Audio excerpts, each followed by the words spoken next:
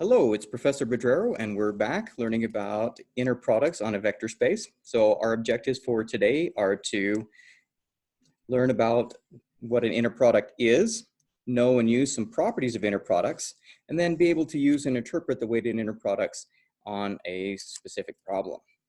So by way of review, in Chapter 5, we saw that a set of vectors and two operations, vector addition and scalar multiplication, constituted a vector space if they met all the 10 axioms. Using standard addition and scalar multiplication, arrows in R2, R3, and even Rn are a vector space. However, they aren't the only vector space, as we saw, that polynomials of degree at most n, matrices that are m by n with real entries, and continuous functions also had the property that they were vector spaces. And back in Chapter 3, we defined the dot product on vectors in R2 and R3, and we extended that in Chapter 4. And we saw that one of the main uses of the dot product was to find the length of a vector. Today, we're going to extend that now and talk about an inner product. It's a generalization of the dot product, and we will use that to talk about length of a vector as well. Now, for something to be an inner product, we have to have a vector space, and then we have to have a function that takes in two vectors, and it has to have all four of the following properties. So, U inner product V has to be the same as V inner product U. Okay? And like the dot product, this inner product has to give us a scalar number for our output. So we reference this as the symmetry axiom. Number 2 is the additivity axiom, which is that U plus V inner product W is equal to, excuse me, U inner product W plus V inner product W.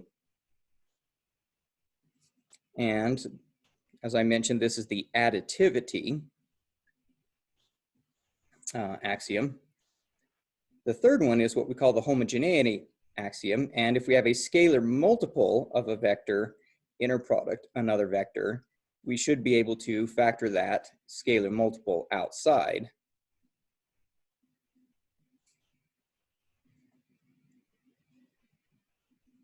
Okay. And finally, if I take a vector and inner product with himself, I should get a number that is greater than or equal to 0. In fact, U inner product U should equal 0 if and only if U is the 0 vector. Okay? And this was the positivity axiom. Okay? Now let's show that the dot product in R3 is in fact an inner product because it meets all four of these conditions. So we'll do this in general, so we'll use letters here. So if we do U inner product V, given that U is U1, U2, U3, and V is V1, V2, and V3, okay, using our dot product, we know that this is U1, V1 plus U2, V2 plus U3, V3, which we could, because these are scalars here, write as V1, U1 plus V2, U2 plus V3, U3, because the order of real number multiplication is commutative. But that convinces us that since this is V dot product U, we've now convinced ourselves that U inner product V is the same thing as V inner product U. Okay. So axiom number 1 has been shown. Let's go ahead and take a look at the next axiom. So if I do U, V, and W, so if I do U plus V and inner product with W, and maybe we'll write the W vector over here, is W1, W2, W3. Okay. So U vector plus V vector would be U1 plus V1, comma, U2 plus V2, comma, U3 plus V3. And we're going to inner product that with, maybe I should do this so it looks like a big vector here. inner product with the vector w1, w2, w3. Okay.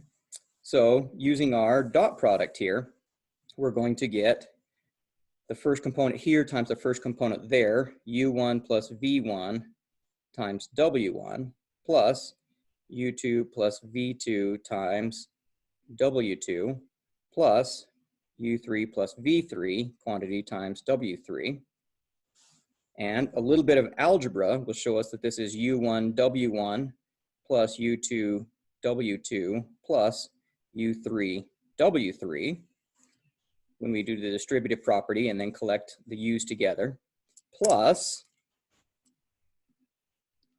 v1 w1 plus v2 w2 plus v3 w3, but that is equal to u inner product w plus v inner product w.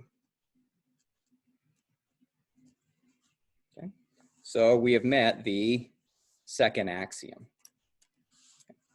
Number 3, or axiom number 3 here, let's check to show that scalar multiples can factor out. So if I do the inner product of k times u with v, using the dot product as my definition of the inner product here, we're going to get ku1 v1 plus ku2 v2 plus ku3 v3.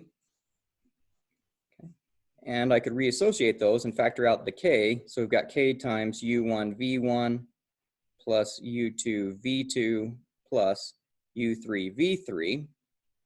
So this shows that it's always going to work because we've used generic vectors, u1, u2, u3, and v1, v2, v3. So we show an axiom number 3 as well. All right, lastly, let's try axiom number 4.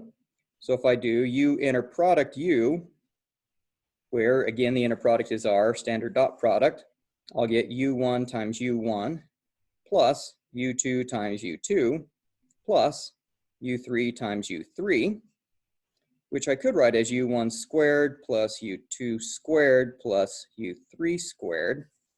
And we can see because of the squaring nature and the real numbers here, that this has to be greater than or equal to 0. In fact, it will equal 0 if and only if u1 equals u2 equals u3 equals 0, which would mean that u would be the 0 vector under standard operations. Okay. All right. How about other vector spaces other than arrows? How about polynomials of degree at most 2 under standard operations?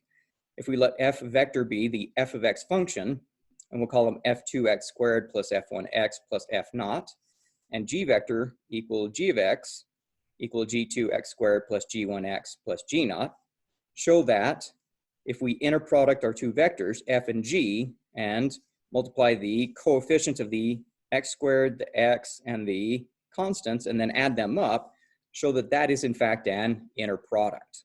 So I'm going to let you work on that for a minute. So we'll pause the video here while you try that, and then we'll come back together. Okay, let's see what you did. So I did f vector inner product g vector. By our definition of the inner product, we find out that the order of the inner product doesn't matter, which is important. We had the additivity axiom holding true as well, and the homogeneity axiom. If we have a scalar multiple, we can factor that scalar multiple out, and the positivity axiom that it has to be greater than or equal to 0 for real numbers f2, f1, and f0. Okay, and in fact, it will be equal. The vector inner product itself will be equal to 0 if and only if f is the 0 vector. So we've shown that it meets all 4 axioms. And you might notice a lot of similarity here between what we did here in example 3 and example 2. Notice that it's exactly the same work, but instead of using F2, I used U1, F1, U2, F0, and U3 similarly. You can see that the steps are identical. So that's another further argument why, even though these guys are polynomials of degree at most 2, they behave just like vectors did in R3. So we'll stop there and pick up in the next video on the next example.